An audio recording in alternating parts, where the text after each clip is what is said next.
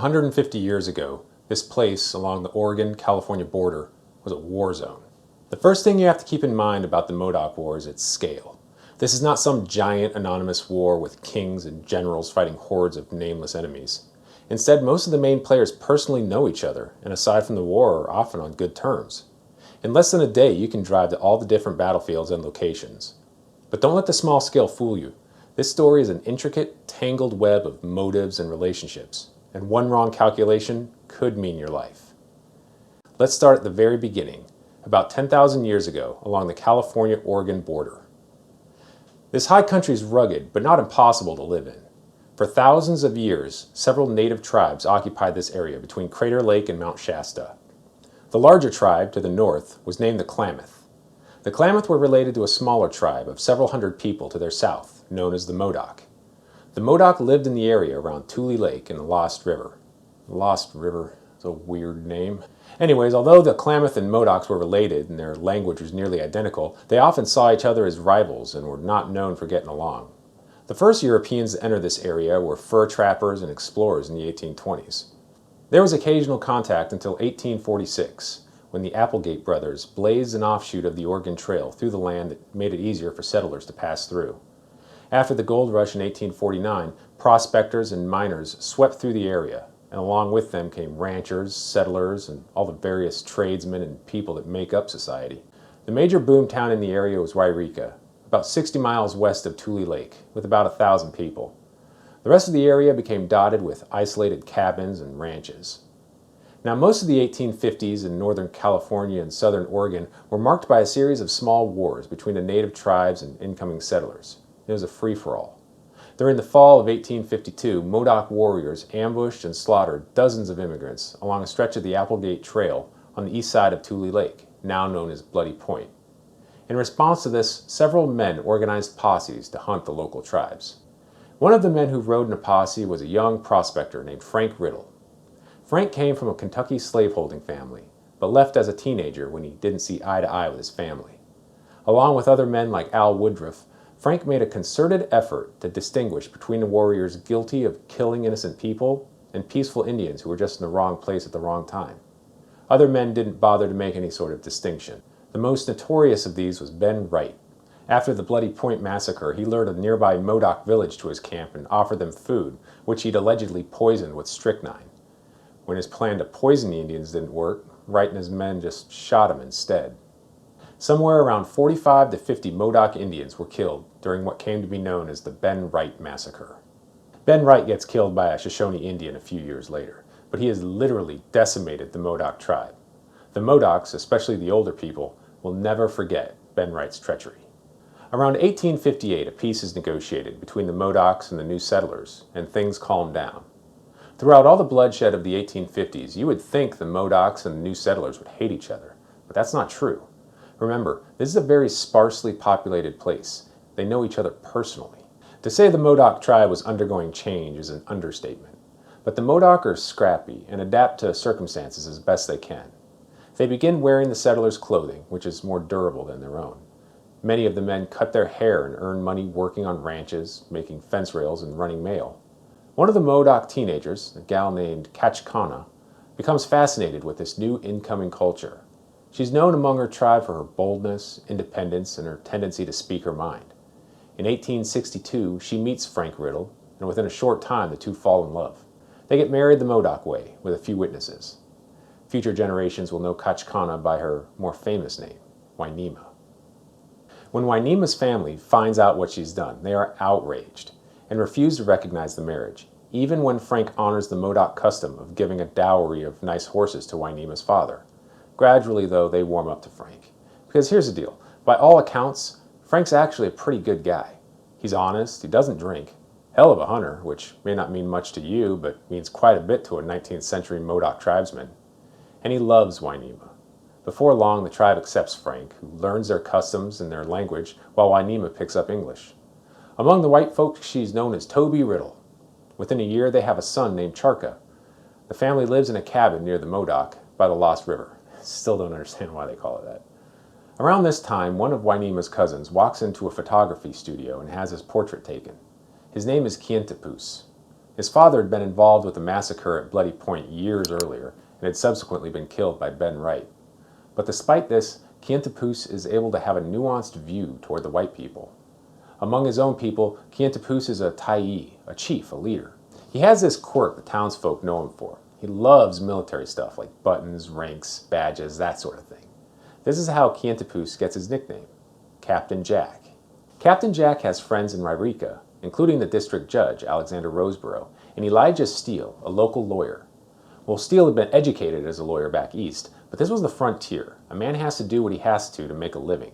So when Steele uses his legal know-how to successfully defend a man charged with murder, he's paid with 4 head of cattle. So he uses this to start a butcher shop.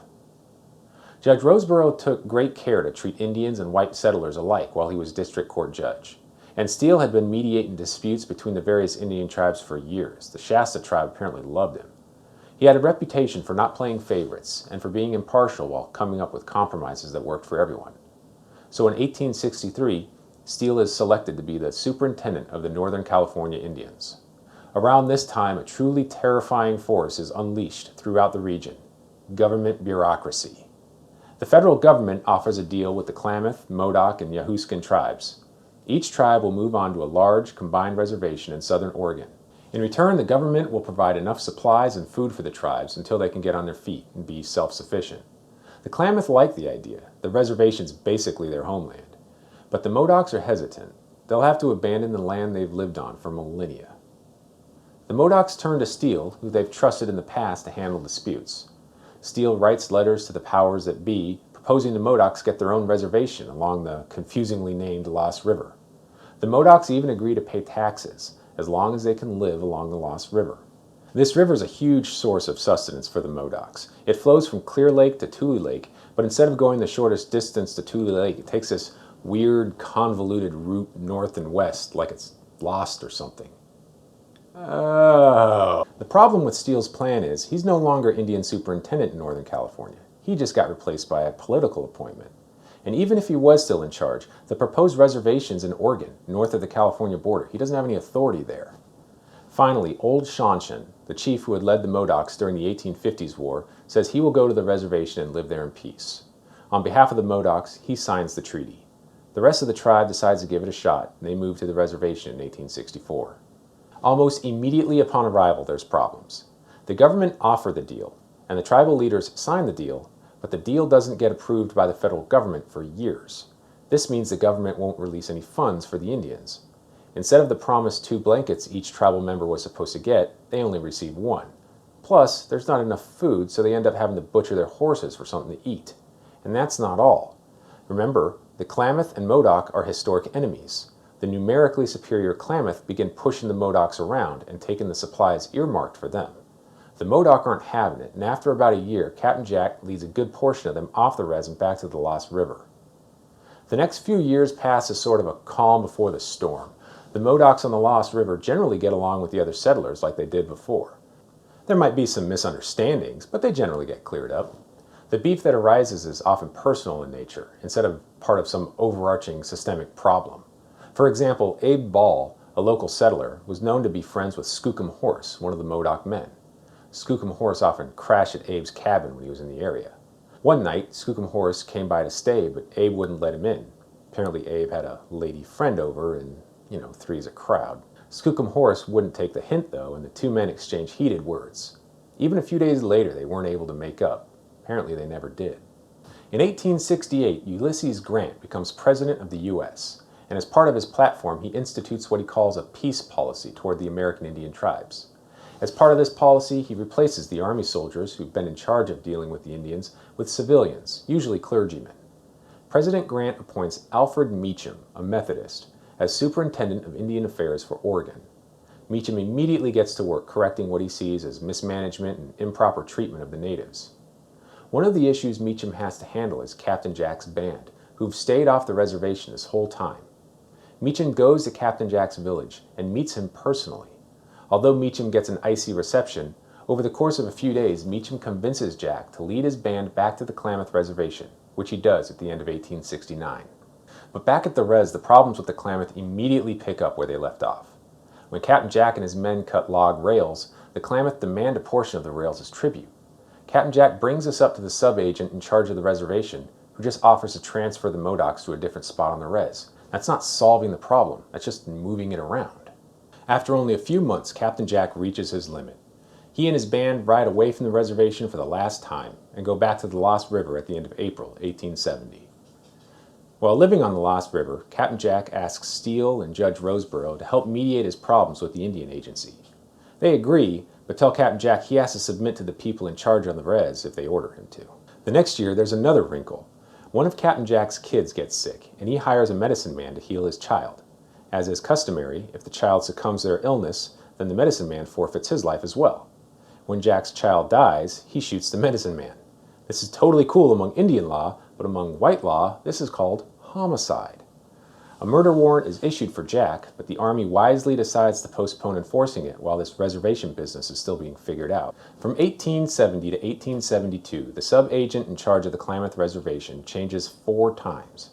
In 1872, Meacham himself is replaced as Oregon's Indian agent by Thomas O'Neill. O'Neill didn't have the knowledge of Indian customs that Meacham had, and he was thrown into the job at one of the worst possible times. Over the summer, reports come in of Modocs becoming aggressive with the white settlers in the area, demanding rent to stay on Modoc land, forcing women to cook for them when their husbands are gone, and taking horses without permission.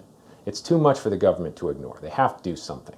At this time, the Army's forces are widely spread throughout Oregon and Northern California. A patrol through the Lost River area interviews some of the settlers, and while some report trouble with the Modocs, others, including Abe Ball and a settler named Henry Miller, say the Indians have been no trouble at all. In fact, Henry Miller is known to never lock his cabin or his supplies up, and says the real trouble will come if the Modoc are forced to move. The summer passes peacefully, since the Modoc disperse from their camp and roam the country like they'd done for centuries before.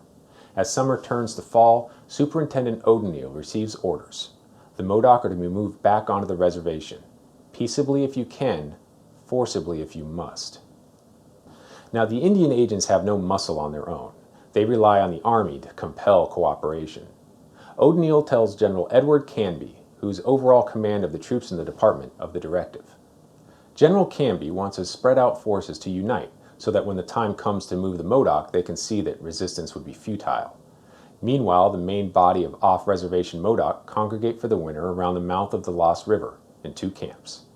At Fort Klamath, the fort commander, Major John Green, receives orders from his superior to assist O'Neill in any way when he asks, but to also make sure he has enough men to do the job properly. On November 26th, O'Neill sends his assistant, Ivan Applegate, to the Modocs to order them back on the res, or at least agree to meet with him.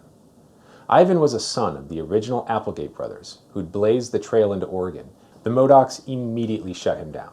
No, we're not moving, we're done talking. Upon receiving Ivan's report, O'Neill concludes the time has come for the Army to get involved. He sends Ivan to the nearest soldiers at Fort Klamath. When he arrives at 5 a.m. on the 28th, the officer of the day, 2nd Lieutenant Fraser Boutelle, tells him there's no way them soldiers can go to the Modoc right then. They're supposed to wait until they can consolidate. So Lieutenant Boutelle is surprised when he's told his company is moving out, alone, in a few hours to bring the Modocs back onto the res. Boutelle's company commander, Captain James Jackson, will lead the operation. He has around 40 available soldiers from his unit, Company B, 1st U.S. Cavalry. The men ride out of the fort around noon toward Linkville, modern-day Klamath Falls. When they arrive there at dusk, O'Neill tells Captain Jackson, "Talk kindly but firmly to them, and whatever else you may do, I desire to urge that if there is any fighting, let the Indians be the aggressors. Fire no gun except in self-defense, after they have first fired upon you." Ivan Applegate joins the soldiers as an interpreter and O'Neill's personal representative. The soldiers ride all night in stormy November in Oregon weather. Along the way, news of their movement reaches around a dozen of the citizens around Linkville, who decide to grab their guns and follow the troops. It might be fun. News of the Army's movement does not reach the settlers closer to the Lost River, who have no idea the Army is making a move. As the sun rises, the troopers halt about a mile from Captain Jack's village on the west side of the river. On the east side, the hangers-on approach the similar camp. One of the Modoc warriors, named Scarface Charlie, sees the approaching men and rows across the river to Captain Jack's village. Charlie fires off a shot, he says accidentally. Others suspect is an alarm signal. Before the Modoc villagers know it, the troopers ride to their village, next to the river, and deploy 17 men in a skirmish line. Captain Jackson sends Ivan in to tell Captain Jack that one way or another, today is moving day. But Ivan can't find Captain Jack. What he does find are the Modoc men, stripping down for battle and each armed with multiple rifles. As Scarface Charlie tells the women and children to lie down on the ground, Ivan runs out of the village yelling, "Major, they are going to fire." Jackson asks Lieutenant Boutel what he thinks, who tells Jackson there's going to be a fight. The captain then orders Lieutenant Boutel to take 4 men and arrest Scarface Charlie. As he approaches, Lieutenant Boutel knows what that action will provoke. As Lieutenant Boutel would later put it, great minds appear to have thought alike. As Boutel raises his revolver towards Charlie, Charlie aims his rifle at Boutel. Charlie's bullet snaps through Boutel's sleeve, while Boutel's bullet clips a bandana around Charlie's head. Nobody's ever able to tell who fired first. But these 2 shots start a war that will tear the countryside apart. Immediately, the 14 Modoc men pump rounds into the soldiers' line, who return fire. Within a matter of minutes, 8 soldiers are hit. But instead of retreating, Lieutenant Boutel leads a charge with the remaining men through the Indian village. The warriors scramble out of the village towards the grass along the river, still firing pot shots at the troopers. One warrior, Watchman, is confirmed dead. A few others are wounded, including Abe Ball's old friend Skookum Horse, who's shot through the chest. Once the village is secured, Captain Jackson allows the women and children to leave. He figures the Modocs are so beaten they won't fight anymore. He also orders the Modoc lodges burnt down. There are reports that one of the lodges may have contained an old Modoc woman who was burned to death by the soldiers, but there's no way to confirm that. Across the river, the citizens who had followed the soldiers have been looking for some excitement of their own. When they see the soldiers move toward the western village, the 12+ men move into the eastern village and demand the Modocs surrender. These men quickly realize they've bitten off more than they can chew. The Modocs have cover from their lodges, while the citizens are exposed in the middle of the camp. A shot is fired, and the citizens run from the camp, shooting along the way. One of the men shotguns a Modoc woman carrying a baby, killing at least the baby and possibly the woman. 2 of the citizens are killed before they reach the nearest cover, Crawley's ranch. There they hunker down while the Modoc evacuate the village. Lieutenant Boutel would later state, "The citizens who attacked the Indian camp on the left bank of Lost River were there without order or authority, and had no more right for their attack than if it had been made on Broadway, New York." Captain Jackson, with a quarter of his men dead or wounded, decides to march back up the river to the nearest crossing and consolidate at Crawley's ranch. He's unable to pursue the Modoc as they abandon their favorite camping ground. Although Captain Jack's band are shocked and more than a little dispirited, he has a trump card he decides to play as his band paddles canoes across the lake. Other warriors have their own ideas of how best to proceed. By the end of the day, more men will be dead. The Modoc War has begun.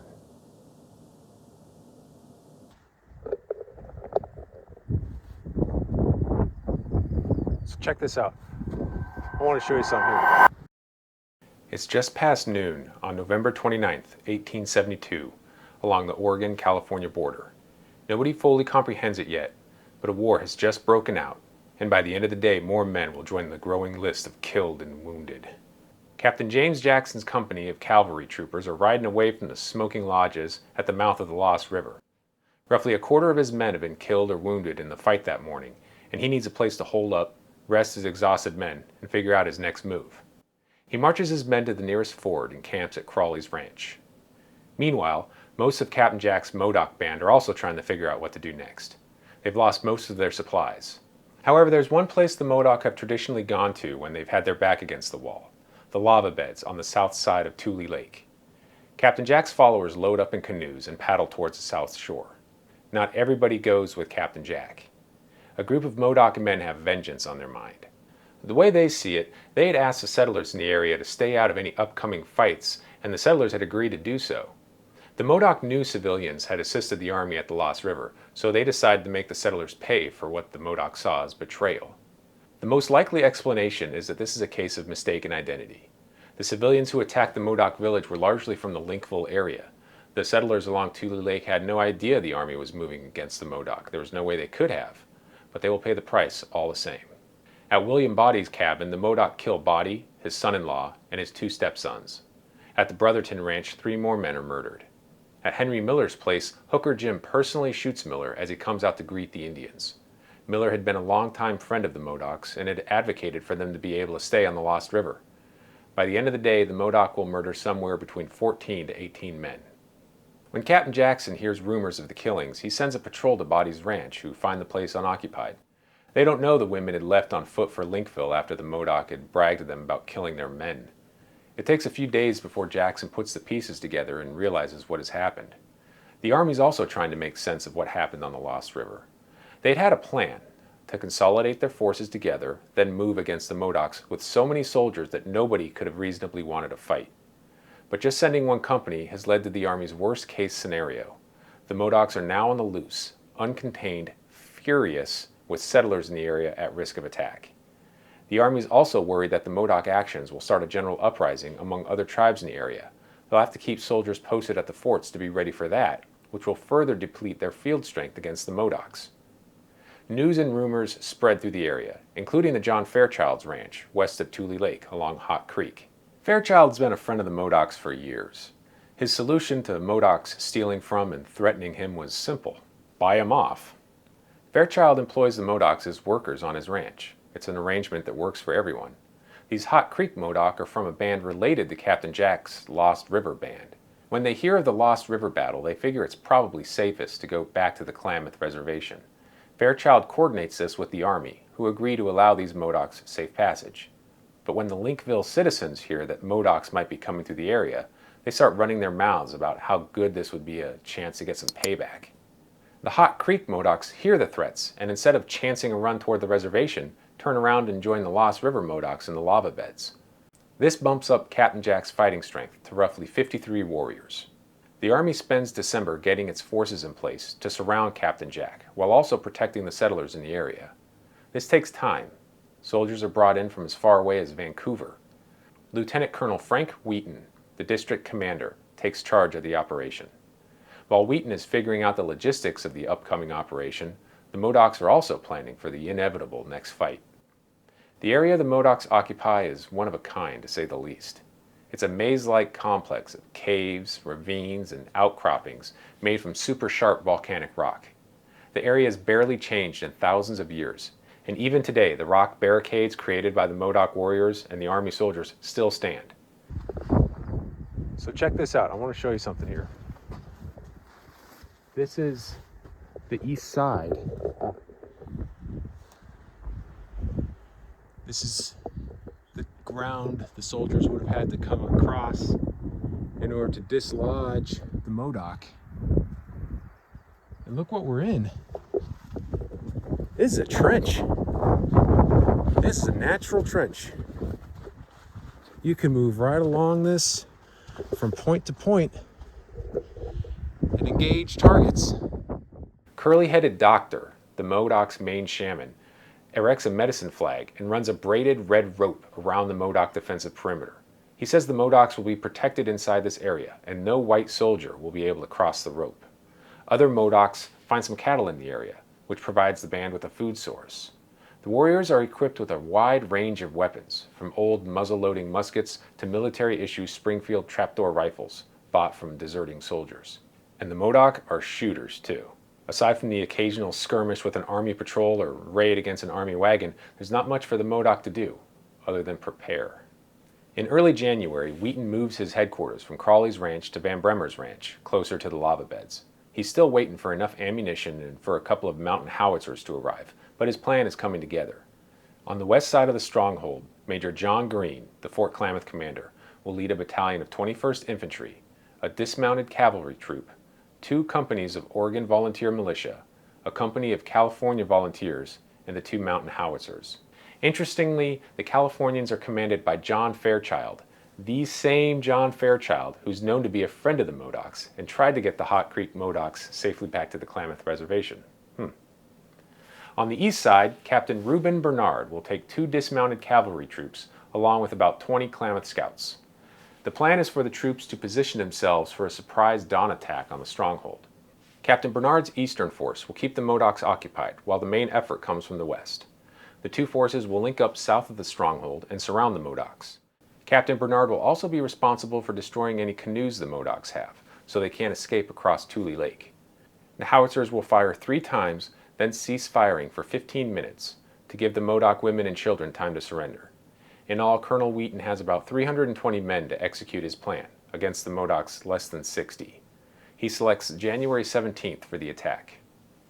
The Army has a saying, "No plan survives first contact," and this attempt to take Captain Jack's stronghold is no exception. One of the features of Northern California life is the dense winter fog that often invades the area. This fog sets up thick and can last most, if not all day long. On the 16th, as Captain Bernard's troops are getting into position for the next morning's attack, they get disoriented by the unusual terrain and dense fog. They end up much closer to the Modocs than they anticipated. The Modoc warriors open fire, wounding a few of Bernard's men, and jig is up. The next morning, the Modoc are ready.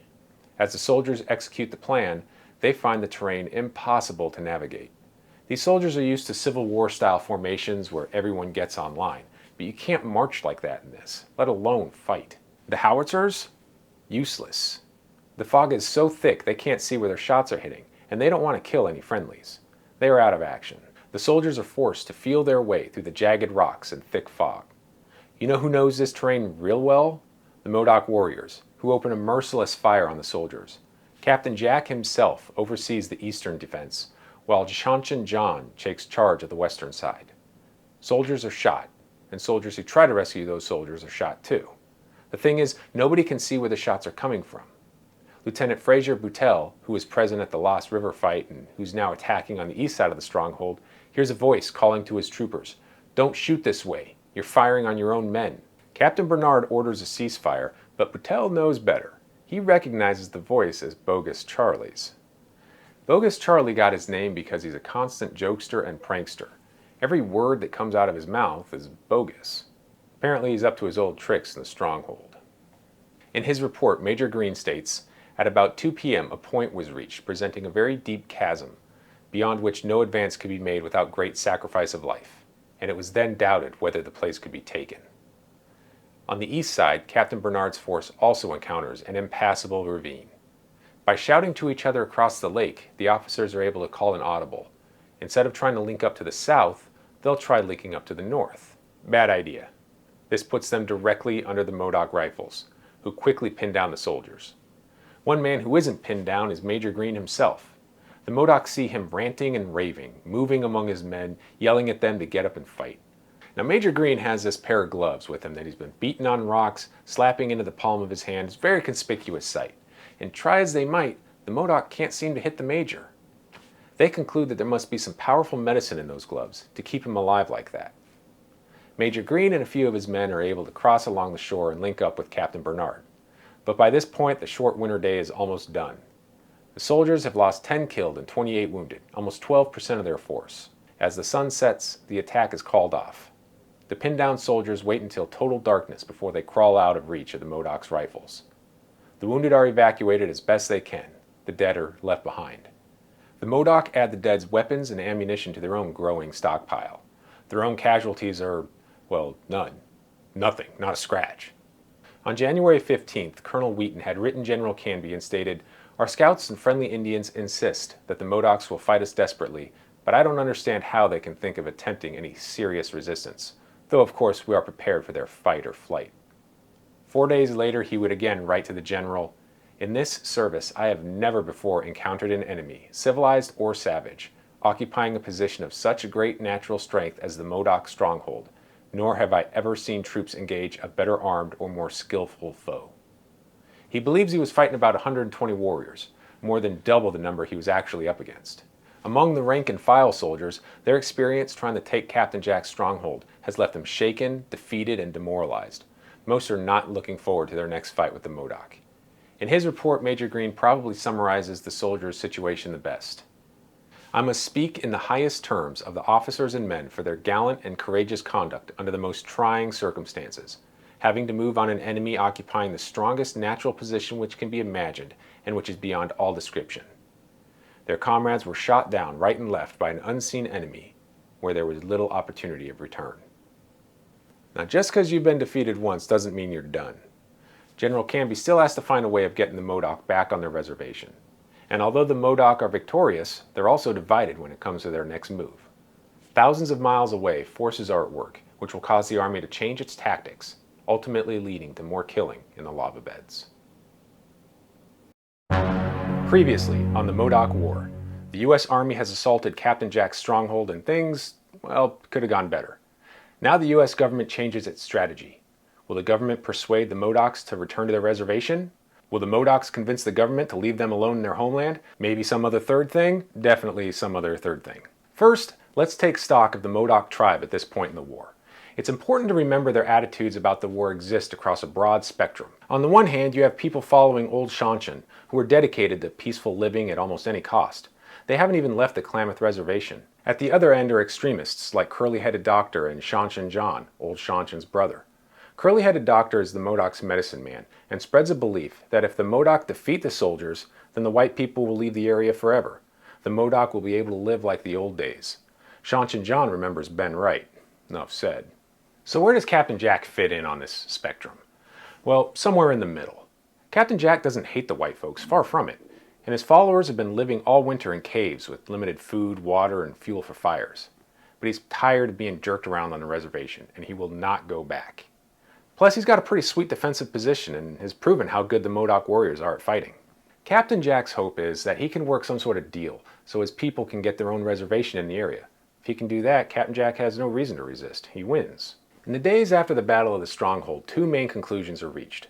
First, Frank Wheaton is relieved of command. Some believe unfairly. Colonel Wheaton believes he'll get called back to the field when things go active again. The Army's more, don't call us, we'll call you. Wheaton's commanding officer, Colonel Alvin Gillum, 1st U.S. Cavalry, is selected to take charge. Second, the U.S. government changes its course of how to deal with the Modocs. In Washington, D.C., a delegation from Oregon tells the Secretary of the Interior the Army shouldn't be handling the Modoc problem, civilians should. In their words, a peace commissioner should hasten to the scene of trouble as coming from the great father of all the people, both whites and Indians, with full authority to hear and adjust all the difficulties. The Secretary agrees, remember, peace policy, and selects Alfred Meacham to head the commission. He's a logical choice. He knows the Modoc, and he got Captain Jack to go back to the reservation once before. The Peace Commission goes through some roster changes through the next couple months, but by early February, its members are heading toward the lava beds. Also heading toward the lava beds is Brigadier General Edward Canby himself, the highest-ranking soldier in the Pacific Northwest. General Canby has been an officer for almost 4 decades and fought in wars across the country. Wyoming Traveler has a video series about General Canby's campaign in New Mexico during the Civil War. I'll link to it. By the middle of February, everybody's in place to start putting some feelers out to the Modocs still in the lava beds. One of the first to meet with the Modocs is John Fairchild, the same guy with the ranch who had led the California militia at the Stronghold battle. Along with Bob Whittle, a local rancher, Bob's Klamath wife Matilda, and One-Eyed Dixie, a Modoc woman, he goes to the lava beds and tells Captain Jack about the Peace Commission. Captain Jack agrees to a ceasefire, no hostile acts. He also asks for Elijah Steele and Judge Roseborough to come and meet with him. Along with Steele and Roseborough, other people want to meet with Captain Jack. News of the Army's defeat by the Modoc is swept through the country, and newspaper reporters are showing up to scoop the story. The New York Herald sends Edward Fox, who follows a group into the lava beds and scores an interview with Captain Jack himself, with Scarface Charlie interpreting. Back east, the story of plucky Modoc resistance in the face of Klamath bullying and government indifference sparks sympathy for the Modoc cause. This is America. Everybody loves a good underdog story. Steele agrees to meet with the Modoc, and along with John Fairchild and a few others, he travels to the Stronghold in early March. When he returns to the Army camp, he yells that there will be peace. But Fairchild corrects him. See, Steele got it wrong. The Modoc have only agreed to hear the Commission's demands, not to surrender. That's a big miscommunication, and it gives the Modoc reason to doubt this whole negotiation thing. Nearby, the Commission's lineup is finalized. Alfred Meacham, Chairman. Leroy Dyer, Indian agent in charge of the Klamath Reservation. 59-year-old Dr. Eleazar Thomas, a California minister. And finally, General Canby, first as an advisor and later as an official member of the commission. The commissioners finally meet with the Modoc on a level area west of the Stronghold, where they agree a tent should be erected for some shelter. Nothing really comes of the meetings. Remember Frank and Toby Riddle from Part 1, Wainema? Well, almost daily, they ride to the lava beds to keep up the line of communication between the Modoc and the government. They're uniquely suited to be go-betweens. Frank has lived with the Modoc for years since he married Toby, and Toby She's the chief's cousin. Nobody would dare lay a finger on her. At one point, the Modocs seem to agree to surrender, and wagons are sent out to transport the women and children. But the wagons come back empty. The Modocs say they aren't ready to leave yet. Meanwhile, the army camp is swelling with reinforcements. Colonel Gillem now has over 500 troops at his camp on the west side of the lava beds, and another 400 or so on the east side. General Canby earnestly wants to peacefully negotiate a surrender, but that doesn't mean he has to do it from a position of weakness. He's going to take every advantage he can get to force the Modoc to comply. He refers to it as gradual compression. So the army camps are moved to within sight of the Stronghold, where the Modoc can see the number of troops arrayed against them. This site west of the Stronghold is now known as Gillem Camp. Today this area still looks like it did 150 years ago. A cavalry patrol is able to take around 30 of the Modoc's ponies. The Modocs see this as a hostile action and demand their horses back. Weren't we supposed to not be attacking right now while we're talking? Canby says they can have them back after they surrender. At the Modoc camp, the leaders are increasingly divided on how to proceed. Captain Jack's ready to surrender. The families have spent all winter living in caves, and he thinks if they surrender now, they'll be able to get their own reservation. Curly-headed Doctor and Shaunch and John still want to keep fighting. Remember, Ben Wright. A rumor spreads among the Modoc that a court in Oregon wants to indict the men who killed the settlers after Lost River for murder. Once the tribe surrenders, they'll be handed over to be hanged. Now those men for sure don't want to surrender now. Captain Jack has to incorporate all these perspectives into his decision-making, and remember, if the warriors don't like his decision, they'll disregard him. Jack's reputation as a leader will never be the same. In front of Captain Jack's cave is a large round stone known as the rostrum. It's where the tribal meetings are held. During one of these meetings, an idea is formed. Let's kill the entire peace commission. It's like cutting the head off and the body will die. In the area's native culture, if your leader's killed, you have to give up. You've lost. It's the rules. That's what the Modocs figure will happen. Captain Jack doesn't like it, and he says so. But instead of the men listening to him, he gets called out for being too soft. The argument gets heated, and at some point someone throws a woman's woven hat and shawl on Captain Jack. Whatever your enlightened 21st century feelings on the matter, to a 19th century Modoc chief, this is a huge insult. You have to respond. After being called out, Captain Jack says that if anyone is going to kill the commissioners, it will be him. During the next meeting, if the commission insists on not budging, Captain Jack will lead the killing, starting with General Canby. During a visit to the lava beds, Toby hears about the plan from a cousin and rushes to warn Meacham and the other commissioners. According to Toby's son, Canby tells her, "Friend Toby, I thank you very much for your kind words, but where my duty calls me I go as a soldier. You see, I've got to go." Canby doesn't think the Modoc would do something so brazen, especially so close to the army camp. Soon after, Bogus Charlie and Boston Charlie arrive at the army camp. They bring word that Captain Jack wants to meet. The meeting is set for April 11th, 1873, Good Friday. The morning of the meeting, Frank Riddle insists the commissioners first go to Colonel Gillem's bedside, where the colonel is staying today due to illness. Frank asks Gillem to bear witness that he's telling the commissioners not to go, and he can't guarantee their safety. They decide to go anyway, but Meacham and Dyer take precautions. Both men pack Derringer pistols in their pockets.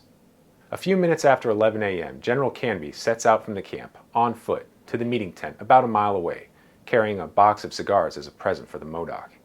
Walking next to him is Reverend Thomas. Meacham and Dyer follow on their horses, with Frank walking alongside them. An anxious Toby brings up the rear on her horse. When they get to the tent, Meacham notices the Modoc men are armed and have set up the council fire on the east side of the tent, out of view of the camp's signal post. Meacham hangs his coat on his saddle horn and the talks begin. Toby translates the commission's words to the Modoc, and Frank tells the commission what the Modoc are saying. While the meeting is going on, an ominous event takes place on the other side of the Stronghold. At about 1 p.m., First Lieutenant William Sherwood sees two Modoc men with a white flag walking toward the army lines and goes to meet them. They want to talk to the head man in charge and ask the officers to leave their weapons behind. When Lieutenant Sherwood and Lieutenant Boyle go back out to tell the men that the commanding officer won't come out to them, the Modoc open fire on the two officers. From his vantage point on Hospital Rock, Private Charles Hardin sees the officers go down, but another officer starts leading the men to the wrong spot.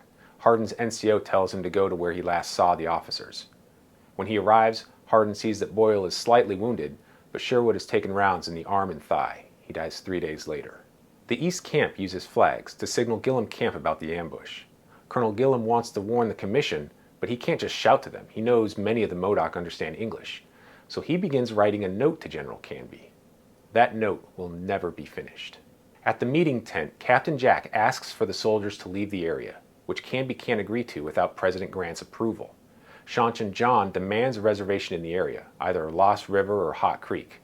Dyer says only Washington, D.C. can authorize that. Hooker Jim goes to Meacham's horse and puts on Meacham's coat. He starts talking about how he's Meacham now. This is not how serious negotiations are conducted. This is how you egg someone on for a fight. Meacham tries to play it off and offers Hooker Jim his hat, too. Dr. Thomas drops to his knees and practically begs the Modoc men to listen to the commission's terms. Captain Jack stands up and walks behind a horse as two teenage warriors, Barncho and Slulix, appear out of a nearby ditch with rifles at the ready. While the commissioners are digesting this, Jack reappears and yells in Modoc, "All ready." He pulls his revolver and aims it directly at General Canby. Oops, misfire. Second shot goes off though, gets the general under his right eye. As Canby staggers off, Boston Charlie shoots Reverend Thomas in the chest, dropping him. Shanchan John empties his revolver at Meacham, hitting him 4 times in the face and shoulder. Frank Riddle and Leroy Dyer sprint toward the Army camp. Black Jim chases Frank and shoots at him, but gives up after a few hundred yards. Hooker Jim keeps up with Dyer, but gives up the chase when Dyer pulls his Derringer out and points it at him. Captain Jack follows Canby and shoots him again, then slits his throat. Meacham's losing consciousness now, but Shanchan John can't finish him off yet. Toby is now up, beating him with her fists. Boston Charlie and Bogus Charlie are mocking Dr. Thomas, who pleads for his life. As he begins praying, they execute him with a shot to the head. The warriors strip and plunder the 3 commissioners' bodies. Toby berates the men and tries to stop them, but it's no use. Boston Charlie grabs Meacham's hair and begins scalping him. Frantically, Toby plays the last card she has. She points toward the Army camp and yells the soldiers are coming. The Modoc don't bother to confirm her words. They grab the horses and run back to the stronghold. Toby, alone, desperately tries to stop the blood pouring out of Meacham's wounds. At Gillum Camp, the signal post sees the shooting and alerts Colonel Gillum. It takes minutes for the soldiers to form up and arrive at the meeting tent. When they do, the scene shocks them. 3 of the 4 peace commissioners lie stripped, 2 of them dead, and 1 near death. Negotiations have concluded.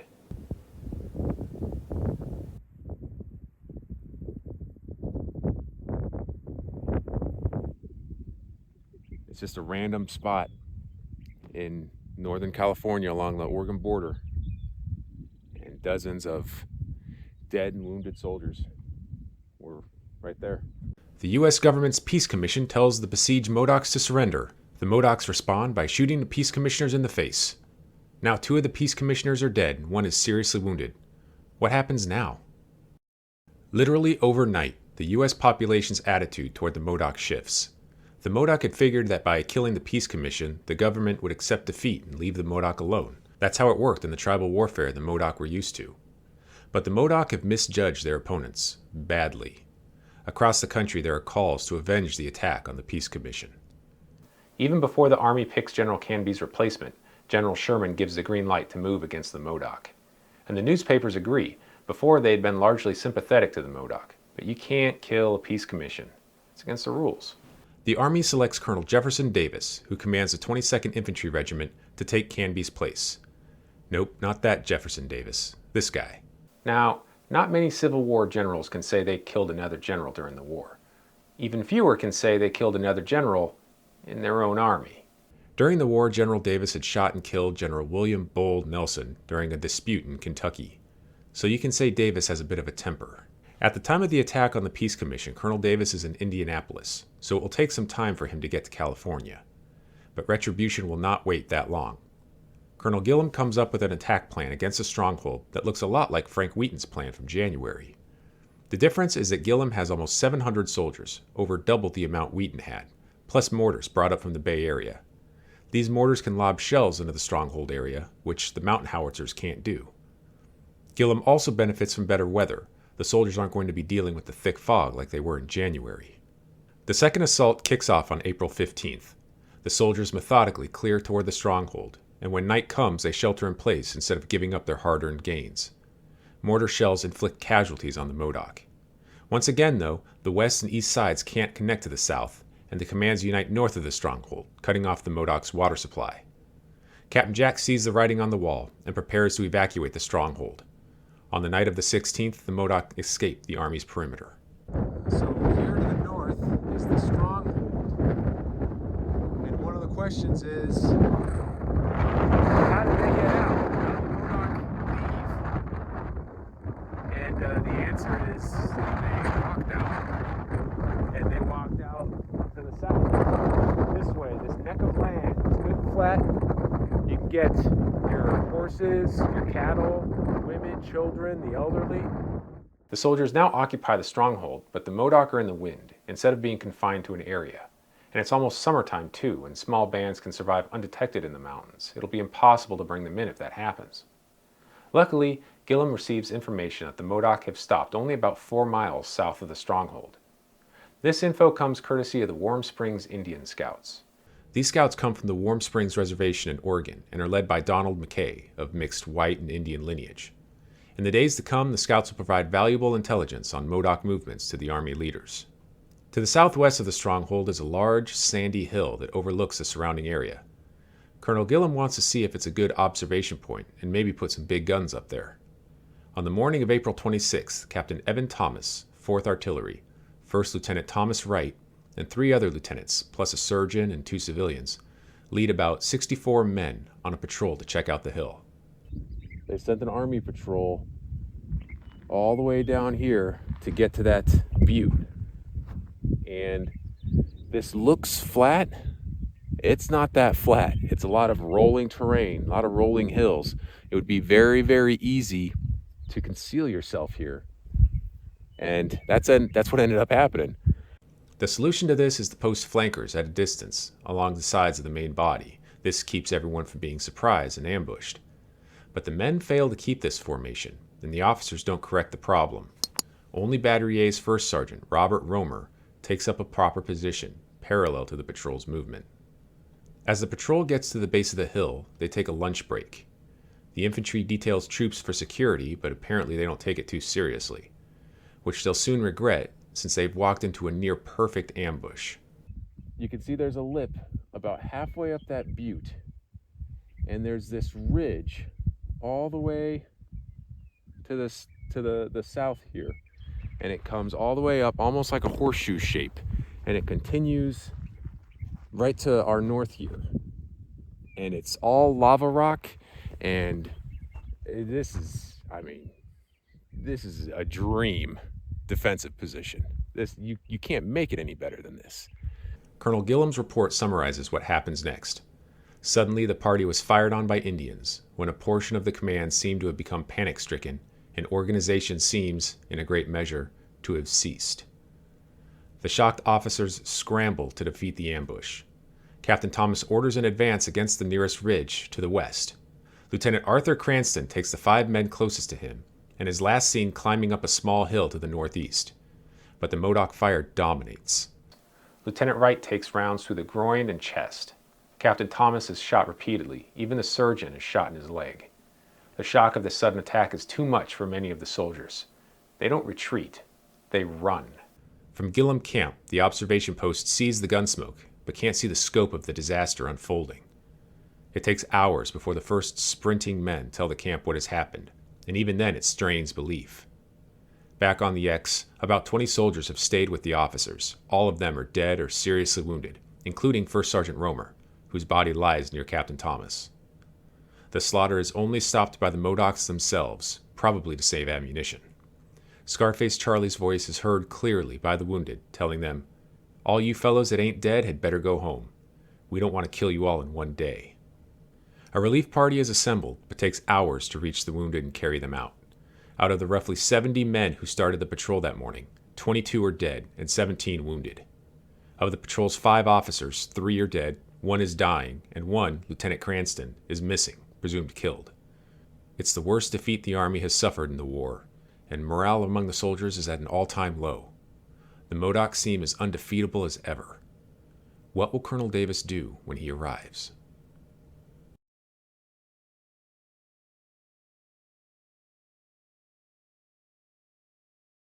Colonel Davis arrives at Gillum Camp almost a week after the battle at the Sand Butte. As he puts it, there is a very perceptible feeling of despondency pervading the entire command. Colonel Davis wants to find out why the April 26th patrol went so bad, but he can't because all the officers are dead. He concludes, "The lesson taught by this affair is that a great many of the enlisted men here are utterly unfit for Indian fighting of this kind, being only cowardly beef-eaters." Dang. Colonel Davis cans Colonel Gillem and sets to instilling a fighting spirit in his soldiers. Meanwhile, the Modoc take to raiding a supply convoy in the area to try to provide supplies for the tribe. They're moving in a southeast direction, which the Warm Springs Scouts pick up. 2 cavalry troops and a mounted artillery battery, along with some Warm Springs Scouts, are deployed to try to prevent the Modoc's escape. On the evening of May 9th, the patrol camps near what the troopers name Sore-Ass Lake, a dry lake bed with a line of bluffs to the north. The officers in charge name the lake various things. One of them names the lake Dry Lake, which is a dumb name. I know Army soldiers. It's Sore-Ass Lake. As the sun rises the next morning, the Modoc warriors attack the sleeping camp. It looks to be a repeat of the Sand Butte battle. However, instead of panic and flight, the soldiers fall back on their training. They seek cover, return fire, and eventually charge the Modoc position.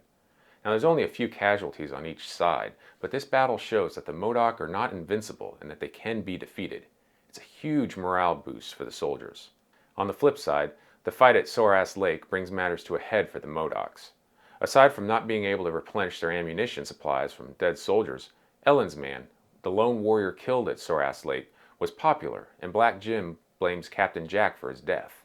The band splits, with the Hot Creek Band traveling west toward their homeland.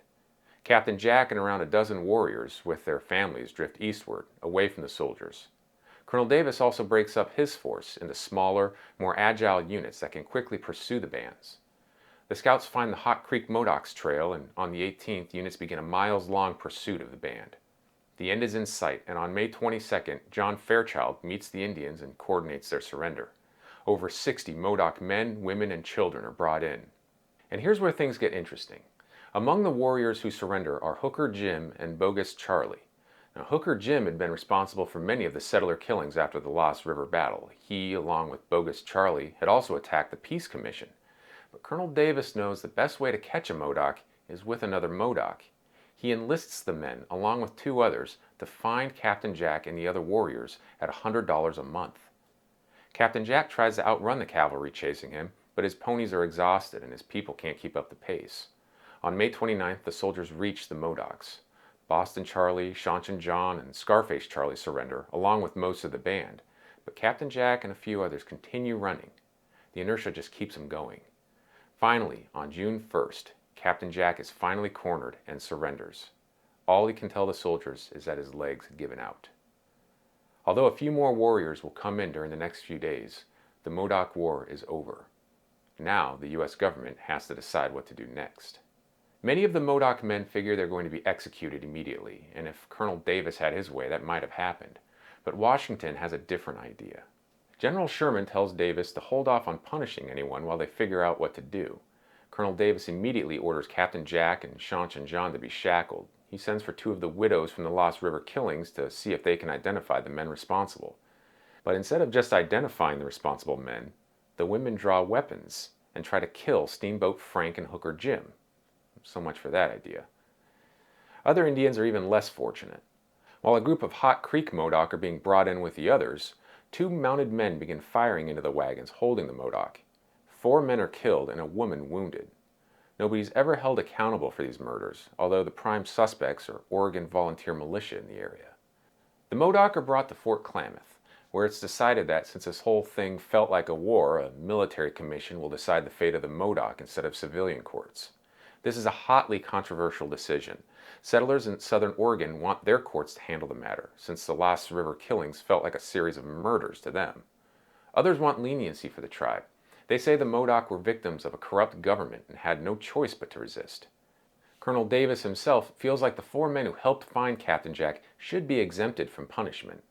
In the end, it's decided that only the Modoc who attacked the Peace Commission and had not helped the government afterward will be charged. This means that Hooker Jim gets off scot-free. On the morning of July 1st, Captain Jack, Shanchan John, Boston Charlie, Black Jim, Barncho, and Slolix are put on trial before a panel of military officers at Fort Klamath. If the trial were held today, any verdict it reached would immediately be thrown out.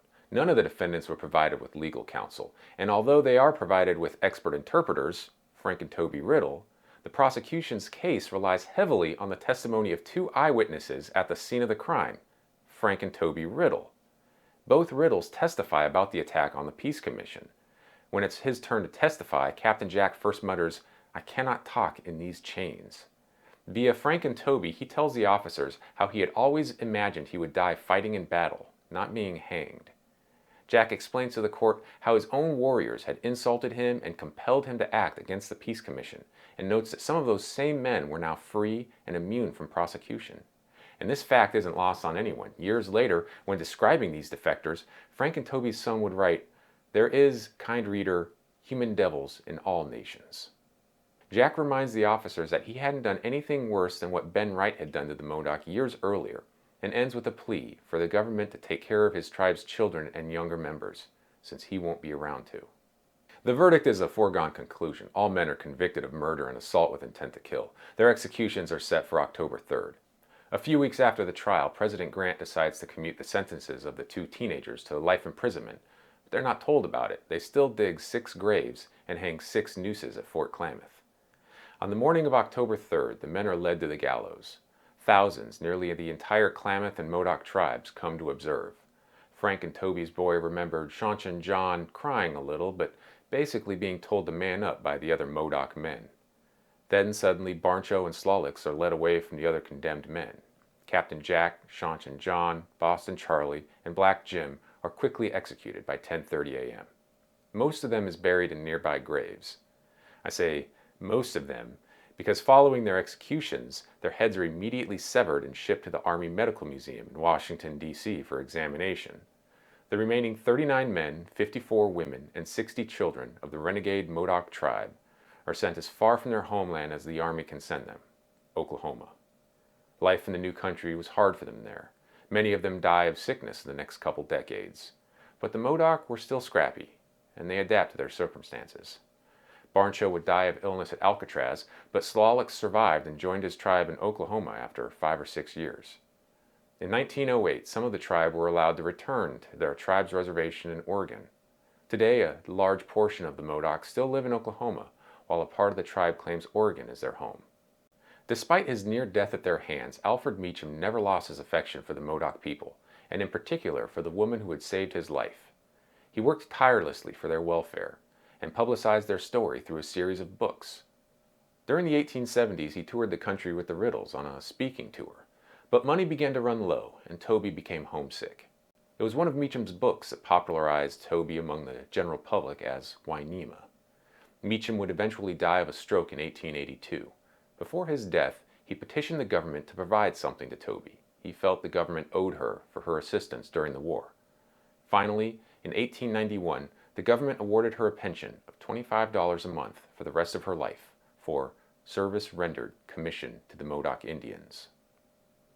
Frank and Toby Riddle settled on the Klamath Reservation.